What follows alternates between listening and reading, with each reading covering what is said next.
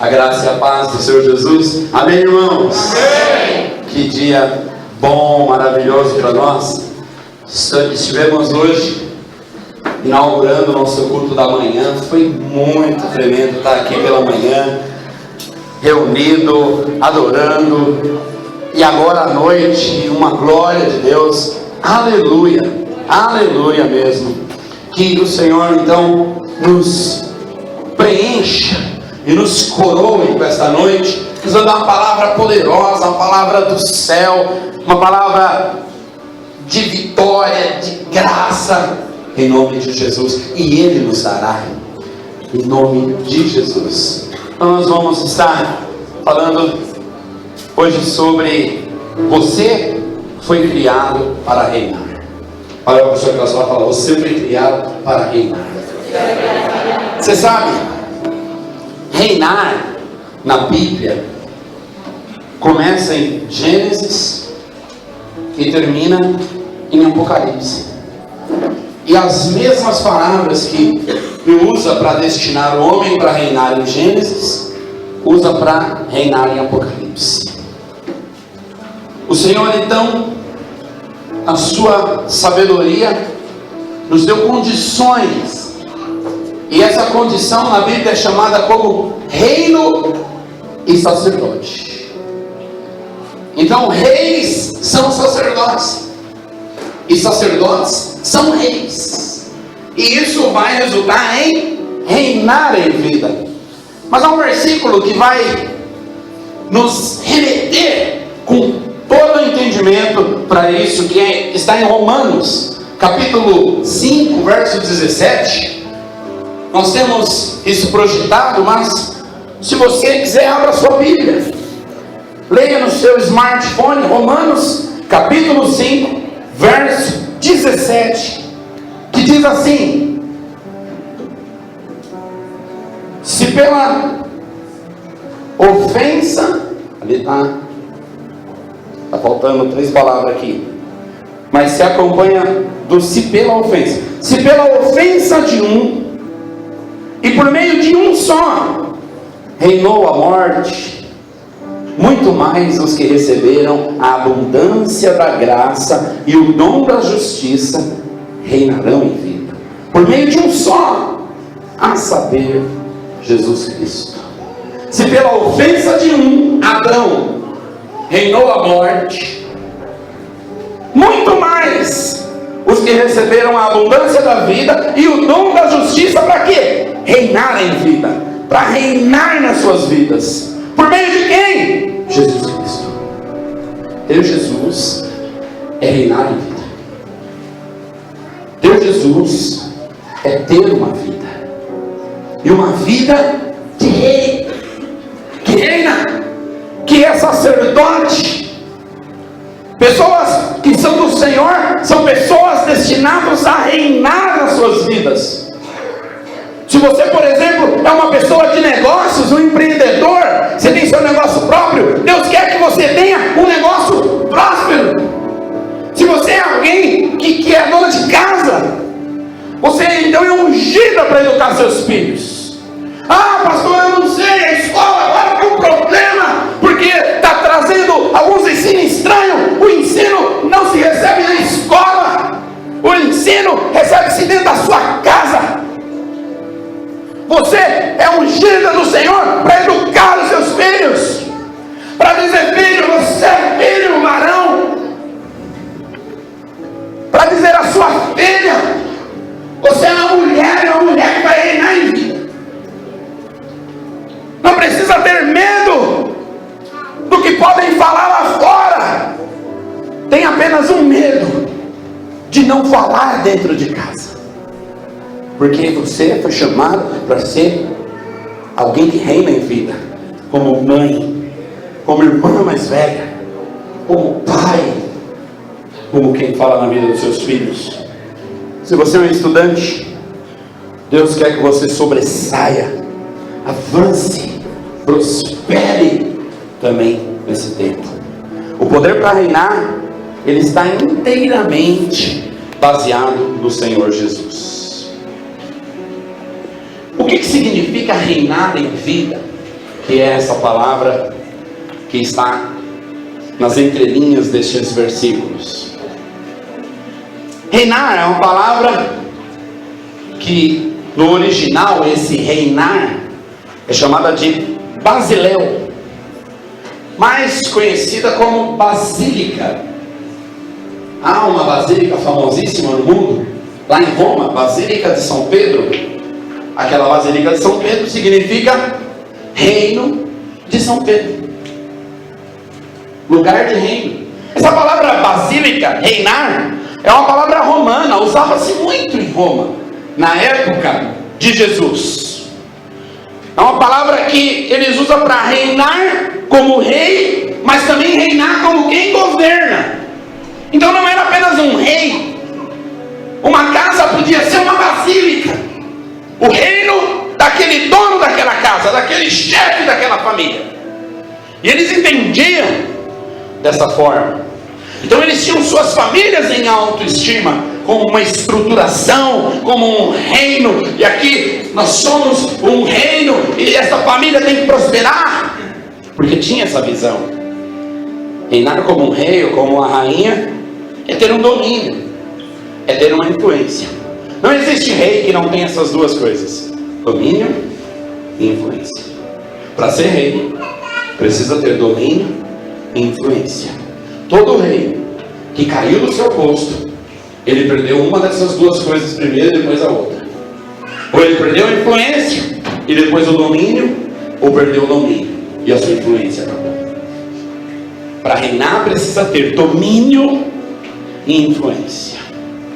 Existem 4 verdades na palavra de Deus que aponta para essa basílica, que aponta para esse reinar. E como é o seu método? Como é que Deus quer que nós reinamos com as nossas vidas? A primeira delas, lá em Gênesis: a sua imagem lhe dará domínio. Sua imagem lhe dará domínio. Vamos ler o texto de Gênesis capítulo 1, versículo 26 e depois o versículo 28. O verso 26 diz assim: também disse Deus: façamos o homem à nossa imagem, conforme a nossa semelhança, tenha ele domínio. Fala para o seu irmão aí do seu lado: tenha domínio. O verso 28 diz: e Deus os abençoou e disse: sede fecundo, multiplicai-vos, enchei a terra e sujeitai-a, dominai sobre os peixes do mar, sobre as aves do céu e sobre todo animal que rasteja pela terra. Então os dois versos, quando Deus acaba de criar o homem, Ele dá essa direção: tenha domínio e sujeite-se. Para ter domínio, você precisa sujeitar. Sujeitar é influenciar, é dar a ordem, é dar as diretrizes, é dizer é assim que se faz. E essa é a vontade de Deus. Cada ser humano foi criado para sujeitar e para dominar, porque quando Deus fez o homem, Ele deu essa ordem: sujeite e domine. Nós lemos no Salmo 115, verso 16: os mais altos céus pertencem ao Senhor, mas a terra Ele confiou ao homem. Talvez você pense: por isso que está em ruínas. O céu está muito bem, porque foi Deus que cuida. Mas olha o problema da terra. Está vendo? Ele deu a terra boa, é o que ela virou. Sabe, você pode olhar por esse lado, podemos olhar por este lado. Mas sabe, deixa eu te falar o melhor lado que você pode olhar. Você não precisa olhar que essa terra está em ruínas, com suas morais invertidas, com os seus paradigmas tortos. Olha para essa terra do seguinte prisma: se Deus nos deu domínio e nos deu a terra, nós podemos mudar alguma coisa nela. Acabou de cantar isso. Vamos mudar o mundo. Você pode. E Deus quer. Aleluia! Você acha que pode dar errado essa parceria? Você pode, Deus quer. Glória a Deus. Olha só, os altos céus são para Deus, mas a terra, mas a sua casa, mas esta cidade, esta vida, a nossa igreja, o Senhor nos deu, é nosso encargo, é para nós cuidar disso. Como que cuida? Com a imagem que domina. Que imagem é essa? É importante agora entender que imagem é essa. Nós somos a imagem e semelhança de Deus. E toda imagem representa as ações. Se você vê uma pessoa e começa a observar ela ao longo de uns dias, até meses, e você sempre vê ela falando com a voz pesada, olho meio baixo, bocejando, sempre assim, de manhã, meio-dia, à tardezinha, aí você vai começar a deduzir, essa pessoa está sempre com sono, essa pessoa está sempre meio cansada, e aí você tem um serviço muito feroz, coisa para alguém muito valente. Você olha para aquela pessoa e fala, vai combinar certinho. Essa pessoa e aquele serviço é tudo certo. É assim que você faz. Você vai falar, olha, é meu amigo, eu gosto, quero muito ajudar, mas não posso chamar ele para esse tipo de encargo, porque eu não vejo nele coragem. E para encarar isso tem que ter muita coragem. Não veja, a imagem define a atitude, a ação. Quando você vê alguém todo espoleta, sempre ali, mexendo em tudo, fazendo até o que não deve, e aprontando, e você tem um serviço desse porte, o que você faz? Rapaz, eu tenho um serviço e você é a pessoa certa, com essa sua vontade, com esse seu jeito de encarar as coisas, eu vou te bolar! Porque a imagem define o que vai ser a atitude. E Deus criou o homem à sua imagem e à sua semelhança, e disse o quê? Domina tudo! Você é autoridade sobre tudo. Aleluia. Você é autoridade sobre todo animal, rasteja, que voa, que morde, você é que manda. Domina. Mas a gente sabe que no caminhar da história o homem pecou. O homem errou. Esse errar foi crucial para o homem perder essência, perder as direções. E perdeu então a glória da imagem de Deus. O homem continua a imagem, no sentido de, olha, Deus é uma foto mais ou menos igual a essa. Nessa forma não vai mudar nunca. Se você tirar uma foto de Deus, tirar uma foto do homem, vai dar mais ou menos um formato igual, braço, perna, vai alguma coisa estar em conjunto.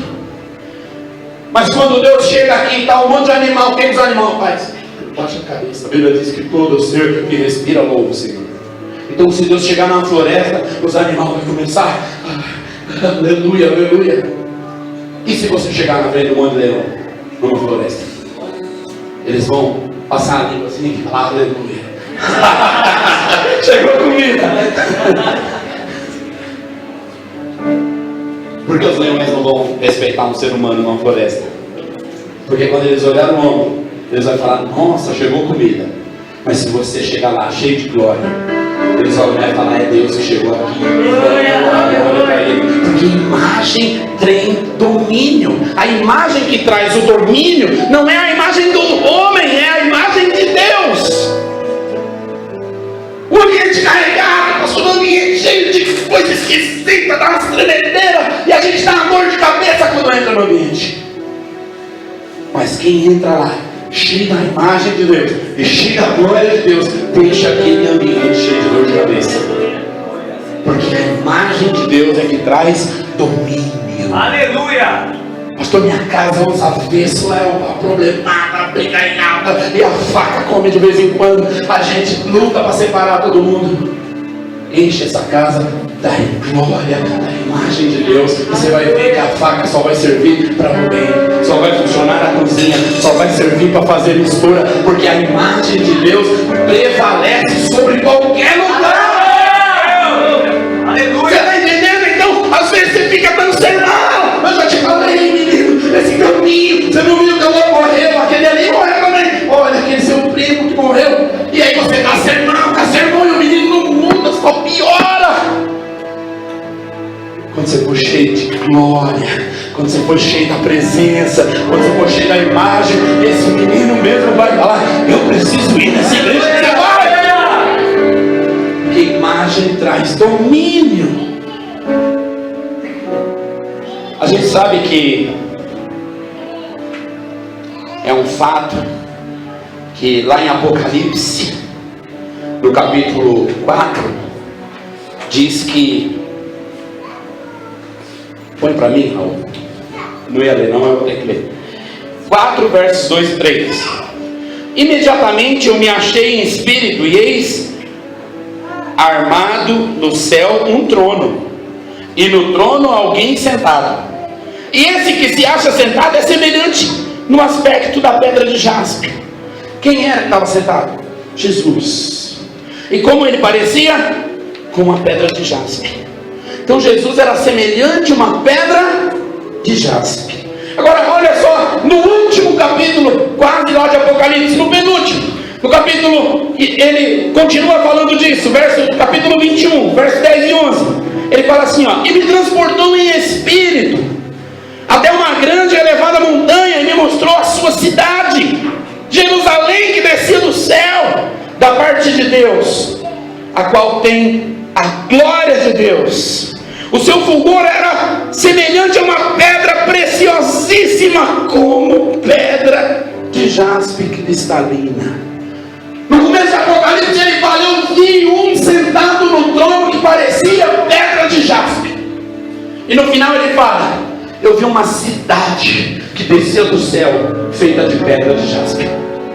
Você sabe, pastor, que história é essa da gente vai para o céu? O céu não é uma geografia que nós vamos morar lá. Ah, eu quero ir lá andar na rua de ouro. Deixa eu te falar, num lugar que toda a rua é de ouro, quanto é que vale o ouro lá? Sabe por que valeria muito uma rua de ouro aqui no Feital? Porque aqui as ruas é muito ruim de asfalto quando é asfaltada. Agora você imagina no meio dessas ruas ruins de ouro. Nossa, ia ter exposição mundial para ver a rua de ouro. Mas num lugar onde toda a rua é de ouro, qual é o valor? Mas tudo aqui é ouro. Então veja, a glória do céu não é uma rua de ouro. Mas eu vou estar numa mansão celestial. Com quantos quartos? Carro na garagem, banheiro? Quantos quartos? Para dormir lá não dorme. Veja, o céu é a presença de Deus. Você não precisa ir para o céu para estar no céu, porque o céu já está na terra. E Jesus disse: Ele está dentro de vós. Aleluia! Não está ali, nem lá, nem acolá. Ele está dentro de vós. Quem tem o Senhor em sua grande preciosidade, estima como imagem, tem o próprio céu dentro de si. Você quer ter uma família celestial, você quer morar num lugar celestial, você quer ter uma vida celestial, tenha um que estava sentado no trono como uma pedra de jaspe, porque ele é assim, a cidade é assim, e sua vida começa a se tornar assim. Aleluia! Do jeito que é a imagem de Jesus, é a cidade de Jesus. Se essa imagem do Senhor também é a nossa, nós podemos morar num lugar celestial. Você já pensou a sua casa, meu quintal que você mora celestial? Você fala: pastor, ele disse que eu preciso. É o que está faltando dentro de casa. É algo celestial. Pois não espere subir para o céu para ver isso, porque o céu desce para a terra e pode morar dentro da sua casa. Mas o que seria preciso para termos domínio? O que seria preciso para termos essa condição bíblica? Como eu posso sujeitar? Como é que eu posso ser alguém dentro da minha casa que sujeita aqui o domínio, e aqui é pela glória de Deus, e aqui os meus filhos vão crescer debaixo da glória de Deus, e o diabo que tente do jeito que ele quiser, porque aqui ele não ganha nada, porque aqui a glória de Deus prevalece, vai continuar prevalecendo? Como é que isso pode ser uma verdade? Como é que isso pode acontecer comigo? quando eu começo a ter de novo a imagem de Deus. Eu sou imagem na forma de uma fotocópia, mas o Senhor me chamou para ser imagem dentro de uma integralidade, dentro de uma vida, dentro de uma história, um histórico.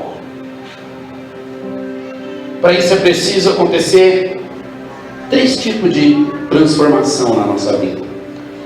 Inclusive as únicas 3 palavras que a Bíblia inteirinha só fala a palavra transformação 3 vezes. E veja que 3 é um número de totalidade, porque quando fala 3, fala o suficiente. O Pai, o Filho, o Espírito Santo é 3, porque é o Deus suficiente. Mas a primeira vez que essa palavra acontece, essa palavra é metanoia. O que é metanoia? Mudança de mente. A palavra transformar também é chamada em grego como metamorfos. É uma mudança por meio de um arrependimento. Você sabe, quando Jesus começou a pregar o Evangelho, se você pegar lá o Evangelho de Mateus, é o primeiro Evangelho do Novo Testamento, e começar a ler, vai passar a genealogia, você vai falar: e apareceu no deserto um homem chamado João Batista, e ele pregava: arrependei-vos, porque é chegado o reino dos céus. E aí você vai ver Jesus pregando isso. Que arrependei-vos é esse? Que arrependimento é esse? É mudar a mente, é mudar a forma de pensar. Porque até então, quando eu precisava do favor de Deus, eu não podia dobrar os meus joelhos e orar. Eu não podia simplesmente olhar para o céu e orar. Se eu precisasse do favor de Deus, eu tinha que procurar um sacerdote, levar ali uma oferta de sacrifício. Ele ia matar aquele sacrifício, oferecer para Deus, e aí ele ia perguntar para Deus sobre a minha pessoa, e ia me responder: olha, Deus ouviu tua oração, Deus aceitou teu sacrifício, vai em paz. E se eu não achasse um sacerdote? Eu estava enrolado. Porém, começa essa nova pregação: arrependei-vos, porque é chegado o reino dos céus. Muda a sua mente, muda a sua forma de pensar, porque Jesus se torna sacerdote, e a partir de então agora Ele é o nosso sacerdote, que nós não vamos precisar procurar em algum lugar, porque Ele está em nós, habita em nós, mora em nós. E ao momento em que eu precisar de um sacerdote, eu volto-me para Ele e falo: Senhor, eu estou aqui, estou precisando, viu o que eu fiz, eu fiz isso, Senhor, me ajuda. E a Bíblia diz que Ele vai me purificar com o sangue do Cordeiro, porque Ele vai dizer: sim, você fez, mas eu paguei por isso na cruz, eu já levei esses pecados, eu te justifico agora, eu te abençoo agora, eu te digo ainda agora: faça isso, faça aquilo.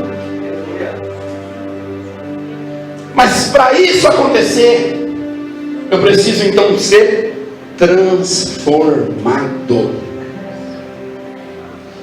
Há um versículo na palavra de Deus maravilhoso e muito verdadeiro que diz: agora que estou em Cristo Jesus, nova criatura sou. As coisas velhas se passaram, e eis que tudo se fez novo. Isso é muito verdade. Mas você sabe, quando fala que tudo se fez novo, é exatamente porque a antiga aliança já não mais pode me condenar, porque na nova aliança eu sou de Jesus, eu sou a nova criatura, eu sou justificado. Só que a minha alma, com suas ideologias e pensamentos, é a mesma. Ao converter, ao receber o Senhor, eu mudei do espírito da morte para o espírito da vida. A Bíblia diz que eu fui transportado do reino das trevas para o reino do Filho do seu amor. Isso é maravilhoso, mas a minha alma é a mesma, minha forma de pensar é a mesma. Para isso, eu vou ter que então ser transformado. E essa transformação acontece 3 vezes. A primeira vez, está ali o versículo, Romanos capítulo 12, verso 2 diz: e não vos conformeis com este século, mas transformai-vos pela renovação da vossa mente, para que experimenteis qual seja a boa, agradável e perfeita vontade de Deus. Como é a primeira forma que eu me transformo? Renovando a minha mente. Como que eu renovo a minha mente? Com a palavra de Deus. A palavra de Deus são letras, mas por trás destas letras está o Espírito da vida, o mover do Espírito. Aqui não são letras apenas no papel, são direções capazes de mudar minha história, capazes de guiar meu coração, de dizer que nos dias de angústia eu posso pegar o Salmo 91 e falar: na minha angústia eu invocarei o Senhor. Eu começo a invocar: eu estou na angústia, Senhor. O que fazer? Para onde ir? Com quem falar? E essa palavra é viva, ela vai me guiar, ela vai me direcionar. Mas quando é que então eu vou pegar essa palavra e levar ela para Deus, e levar ela aos céus? Quando eu conheço ela. E quando é que eu conheço ela? Quando eu renovo a minha mente. A mente de uma pessoa que não conhece a palavra de Deus, quando está na angústia, ela fala: estou com azar, está dando tudo errado para mim, será que fizeram alguma coisa para mim?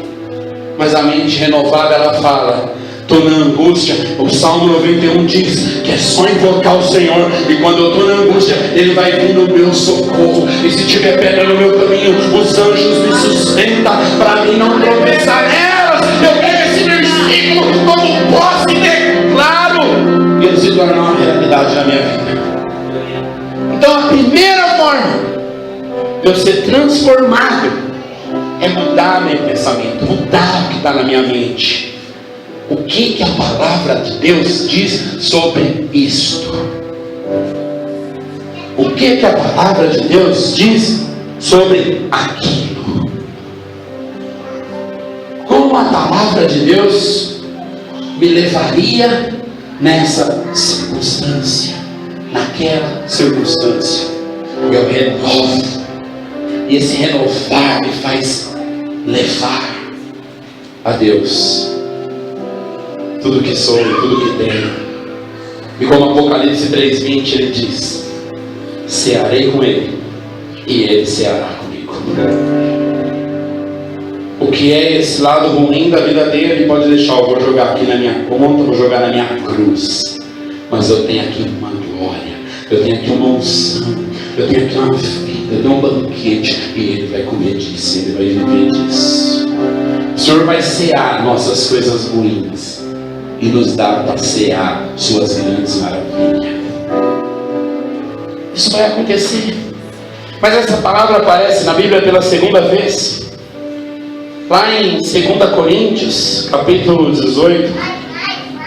E ela diz assim: e todos nós, com o rosto desvendado, contemplando como por espelho a glória do Senhor, somos transformados de glória em glória na sua própria imagem pelo como Espírito. Somos transformados de glória em glória na sua própria imagem. Quando é que nós temos a imagem de Deus que impõe domínio? Quando nós contemplamos Ele. Contemplar o Senhor é realmente parecer com Ele. Contemplar o Senhor é se misturar com Ele. Primeiro eu renovo a minha mente. O que a Bíblia fala sobre Deus? Depois eu contemplo Deus. Como é que isso vai acontecer? É a mesma coisa. Eu vou pegar os mesmos versos, eu vou pegar a mesma palavra e eu começo a visualizar ela em mim. Para que eu vou pensar que eu estou em crise? Para que eu vou pensar que esse país está em ruína? Para que eu vou pensar que está tudo ruim? Para que eu vou pensar que está de mal a pior? Eu vou pensar que eu tenho Deus. Eu vou pensar que eu tenho o Senhor por mim. O meu caminho não é feito pelos paradigmas dessa terra. O Senhor é o guia do meu caminho. E aqui eu vou cantar salmos como salmistas que contemplavam o Senhor. O Senhor é a luz do meu caminho. O Senhor é a rocha que salva o seu ungido. O Senhor é quem guia os meus passos. A ti eu me entreguei, a ti eu confiarei, a ti eu estarei todos os dias da minha vida. Eu peço isso, eu peço isso. Minha vida vira isso.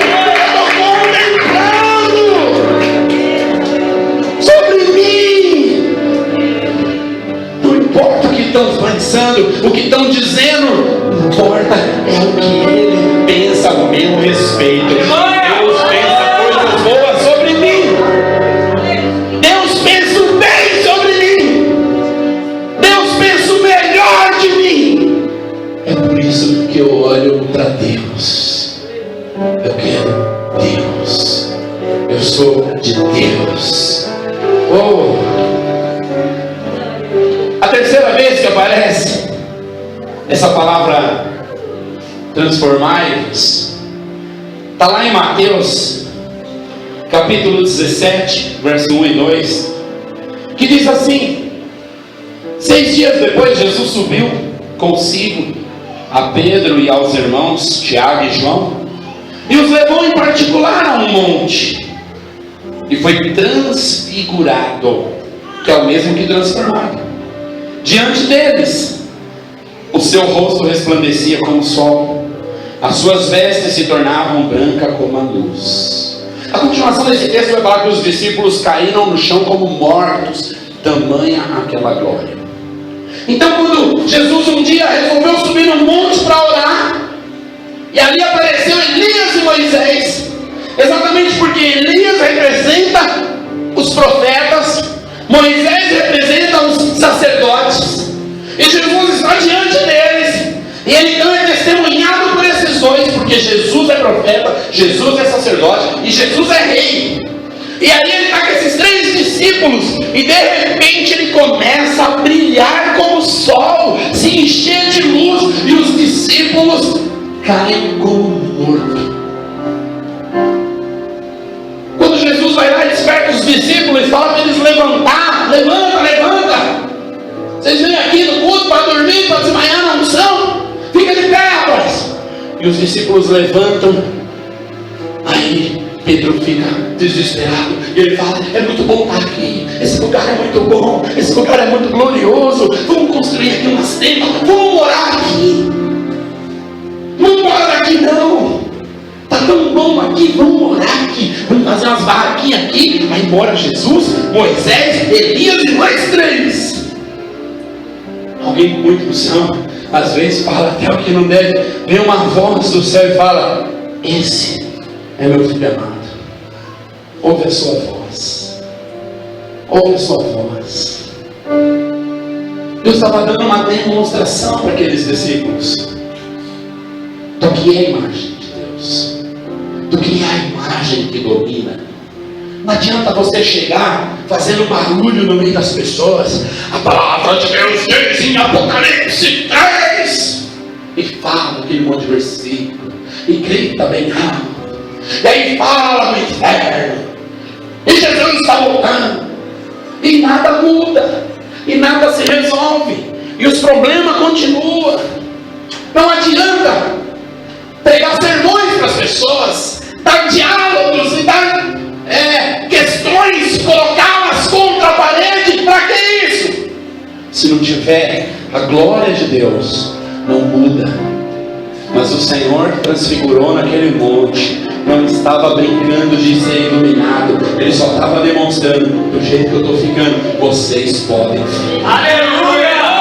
Porque quando você enche da glória de Deus, é como se você ficasse tão iluminado daquele jeito no reino espiritual. Por isso todas as trevas que tentam afrontar a sua vida, por isso todas as trevas que tentam derrotar a sua história, começam a ser derrotadas e aniquiladas, porque a glória de Deus prevalece. Você quer mudança e você quer mudar pessoas, você tem que ser cheio da glória de Deus. Não tem outro caminho. Se coloque em pé.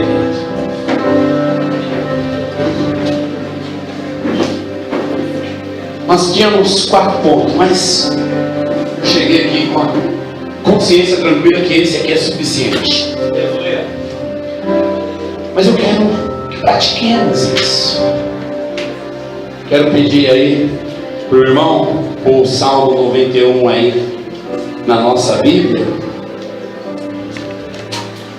porque a gente pode renovar nossa mente e contemplar o Senhor. Salmo 91, a partir do verso 1, você pode abrir sua Bíblia também.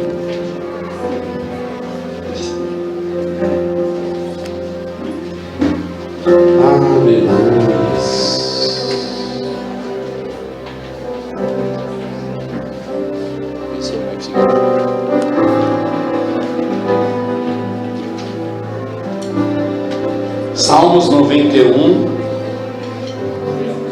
a partir do verso 1.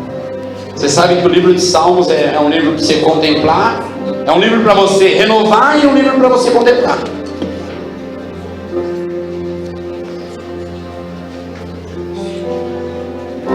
Ele vai colocar lá, eu também quero esperar você abrir.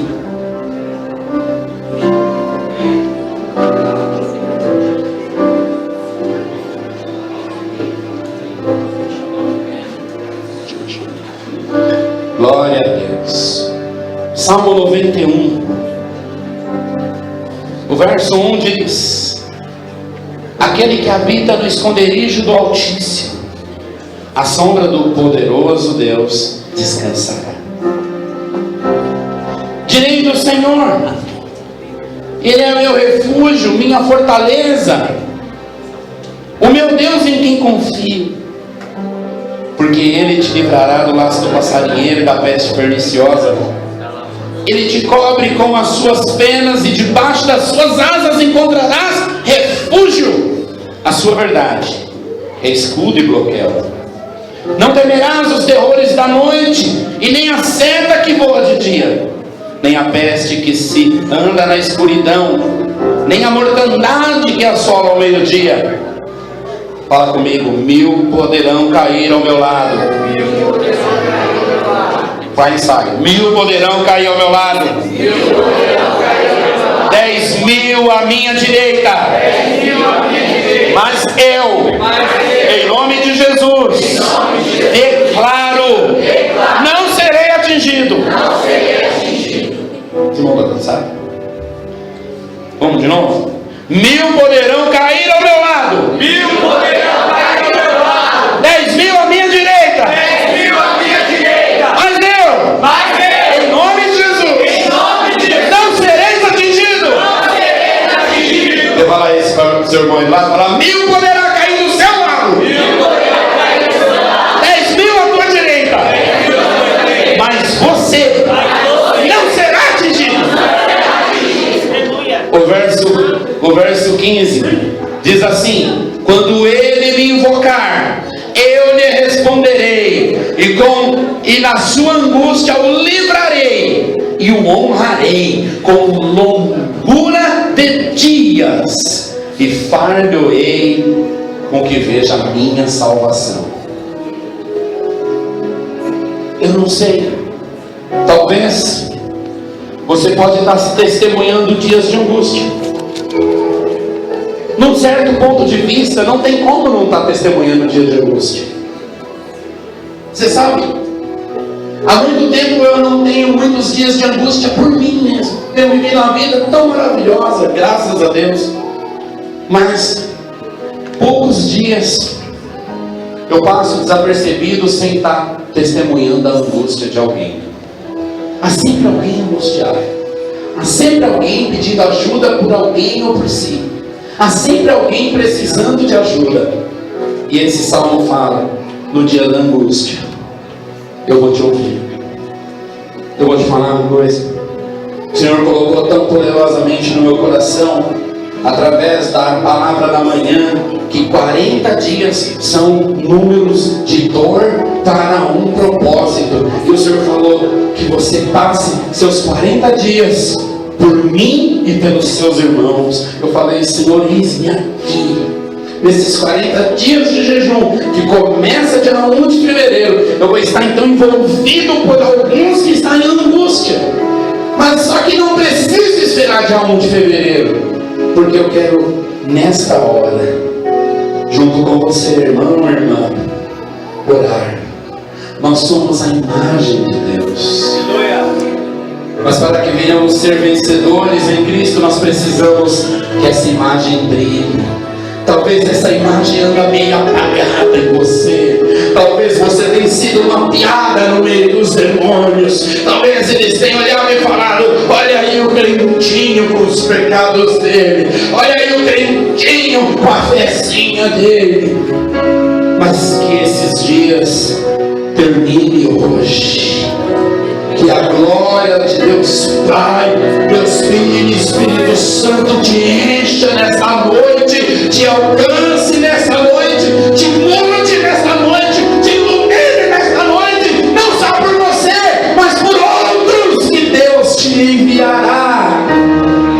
E que Deus te envie a multidões, as nações, em nome de Jesus. Coloca a sua mão no seu coração, quero orar pela sua vida. E quero declarar que esses dias de angústias será visitado pelo Senhor. E Ele fará com que você veja a doçura dos dias, a longitude dos dias e a salvação do Senhor no meio das suas angústias. Senhor Jesus, nós nos colocamos na Tua presença, nós nos colocamos diante de Ti, para que brilhe em nós a Tua luz, para que brilhe em nós a Tua bênção, para que ilumine com graça e com verdade e com sabedoria e vida. Nesta hora nós nos colocamos em Ti, Senhor. Eu elevo em oração nesta hora esses irmãos e irmãs que estão aqui nesta noite, que estão aqui nesta reunião. Preste, Senhor, a irem para as suas casas. Dias de angústias e dias de dores chegaram na vida de alguns deles, alcançaram a vida deles, mas hoje é o dia do fim, porque o Senhor envia os seus anjos, porque o Senhor envia a resposta, porque o Senhor envia a mudança, porque o Senhor envia a glória, e a glória do Senhor que faz com que homens caiam por terra, visite, alcance, ilumine, recebe pela fé, com graça, nesta hora. A bênção do Senhor, a graça do Senhor, contempla o Senhor cantando este louvor. Declara essas palavras.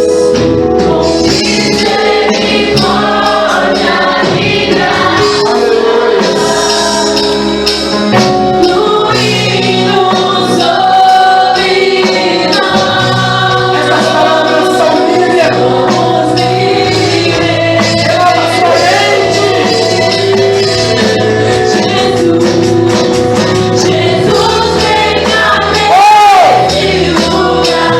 Ele também te levará a reinar. Você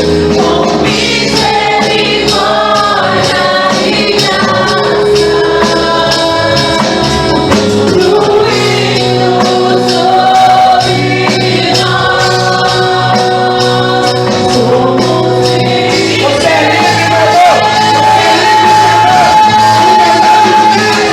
Te alcança. Aleluia. Aleluia. Louvado seja Deus. Senhor, em nome de Jesus, eu oro.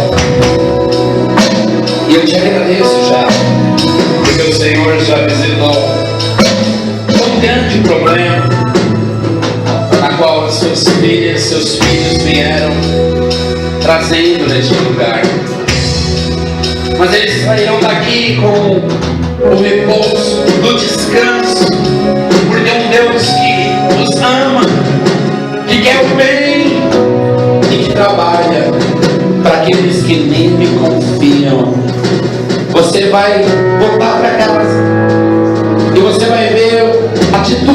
mudadas, circunstâncias mudadas, direções mudadas, porque a glória de Deus, somente ela foi quem veio estar presente nesta noite e ceou os seus problemas, mas também deixou para você cear as riquezas e os manjares do Rei dos Reis, do Senhor